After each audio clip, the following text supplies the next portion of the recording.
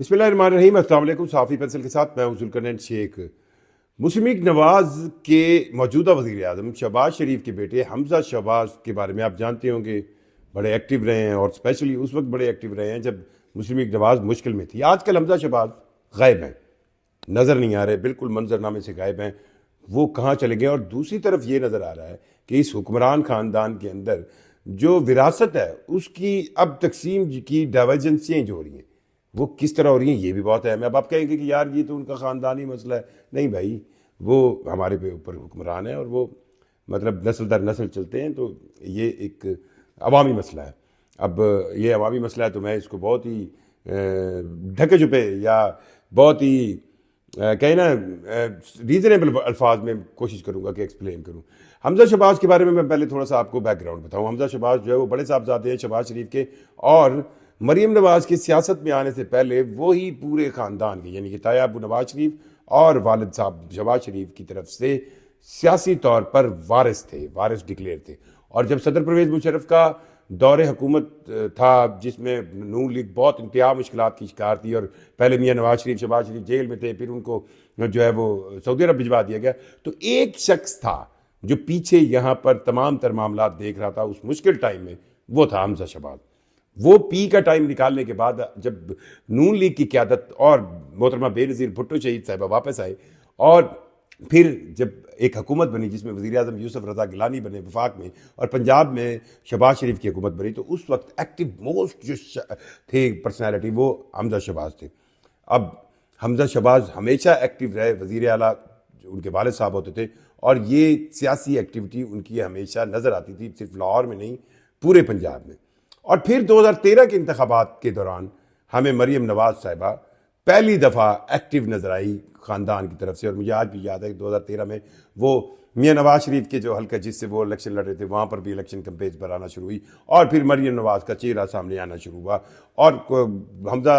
शहबाज शरीफ और मरीम नवाज़ दो चेहरे सामने आने लगे कि मुस्लिम लीग नवाज़ की तरफ से ये दो बच्चे हैं जो उनके सियासी विरासत को कैरी ऑन कर रहे हैं। और कहीं ना कहीं कोल्ड वॉर थी कि मरीम नवाज़ आगे होंगी या हमज़ा, लेकिन उसकी कोई वाज़े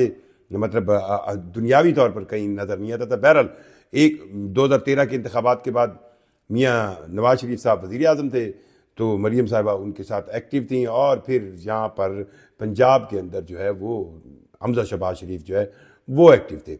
अब इस दौरान आपको याद होगा कि मियाँ नवाज़ शरीफ साहब पर जब पनामा केस की सेंस में जस्टिस साकिब निसार ने उनको सज़ा याफ्ता करके शाहिद खाकान अब्बासी वज़ीर आज़म बने, तो उसके बाद जो नून लीग ने एक बयानिया बनाया था, मुझे क्यों निकाला मियाँ नवाज शरीफ ने, तो उसको लेकर बहुत अवामी तौर पर एक्टिव नजर आई मरीम नवाज और कहीं हमज़ा शहबाज पीछे छुपते चले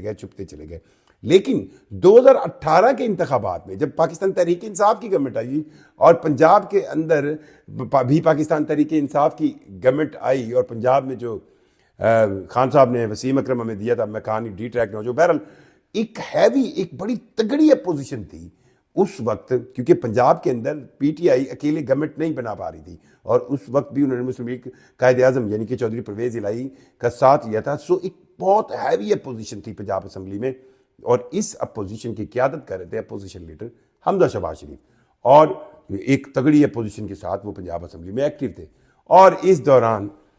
वफाक में मामला ख़राब होते हैं और इमरान खान साहब की गवर्नमेंट के खिलाफ तहरीक एतमाद आती है और काम शुरू होता है पंजाब से। आपको याद आ रहा होगा कि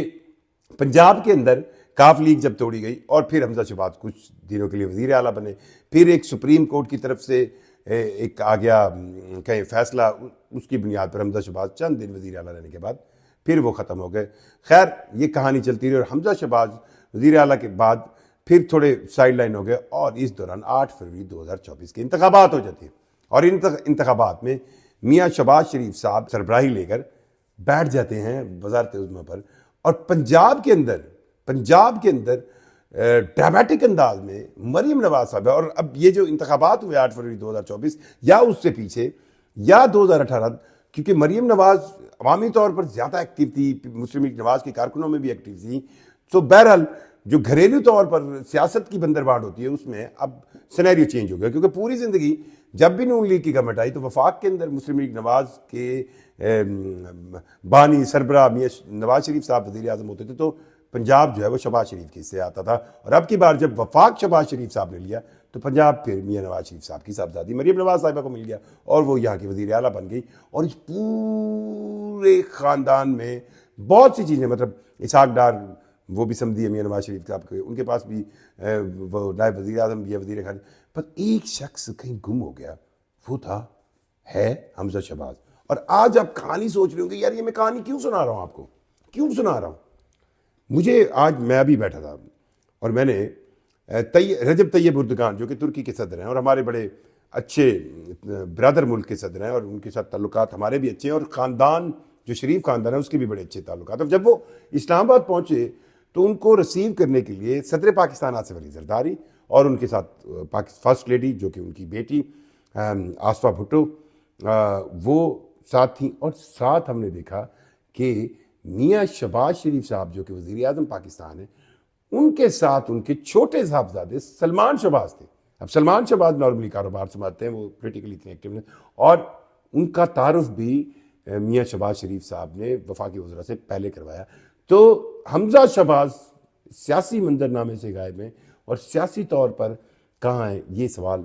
مجھے آج تھوڑا سا اٹھا. اب میں تھوڑا سا حمزہ شہباز کے اس لیے حق میں ہوں کہ انہوں نے پولیٹیکلی اسٹرگل بہت کیا ہے. انہوں نے اس ٹائم پہ پاکستان مسلم لیگ نواز کے ساتھ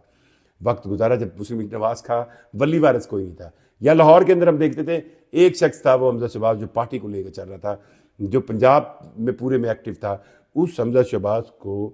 خاندانی طور پر اب سائڈ لائن کیوں کیا گیا یہ تو خاندان ہی بتا سکتا ہے، لیکن اب وہ بالکل اب میاں شہباز شریف صاحب جو ہیں وہ اپنے اچھا یہ جو سلمان شہباز ہیں ان کے اوپر جب نواز شریف کے خلاف ان کو نااہل کیا گیا اور وہ پھر عمران خان کے دور میں جیل کاٹ رہے تھے اور پھر باہر چلے گئے، تو اس دوران سلمان شہباز جو ہے وہ باہر ہی رہے اور ان پر مختلف مقدمات تھے انٹری انلیس جب تک شہباز شریف وزیر اعظم نہیں بنے. مجھے آج بھی وہ ویڈیو یاد ہے جس میں وہ واپس آئے اور ماشاءاللہ انہوں نے اپنے والد صاحب کو ملتے ہوئے وہ ایک ویڈیو جو ہے انہوں نے نیوز کو دی تھی بڑے گھٹنوں کو ہاتھ لگا کے. ہم سلمان شہباز جو ہے وہ ان پر کیسز تھے اور ان کے بارے میں کہا جاتا ہے وہ خاندان کا کاروبار سنبھالتے، وہ اتنے کبھی ایکٹیو نہیں تھے. آج وہ تھوڑے سے ایکٹیو نظر ہے، لیکن حمزہ شہباز جو ہے ان پر جتنے بھی کیسز انہوں نے بھگتے ہیں، جتنے بھی معاملات ہوئے ہیں، وہ رہے یہاں پر ہیں. اور اب اس وقت وہ اچھا لاسٹ ٹائم حمزہ شہباز جہاں پر نظر آئے تھے یہ بھی مجھے یاد آ گیا، میرا خیال ہے 26ویں یعنی ترمیم کے موقع پر جب میاں نواز شریف صاحب بطور ایم این اے پارلیمنٹ کے اجلاس میں گئے تو اس وقت ان کے ساتھ گاڑی میں اگر کوئی تھا تو وہ حمزہ شہباز تھا. حمزہ شہباز جو ہے وہ ایم این اے سینس میں اپنے تایا ابو کے ساتھ گئے تھے. حمزہ شہباز جو ہے اس وقت سیاسی منظرنامے سے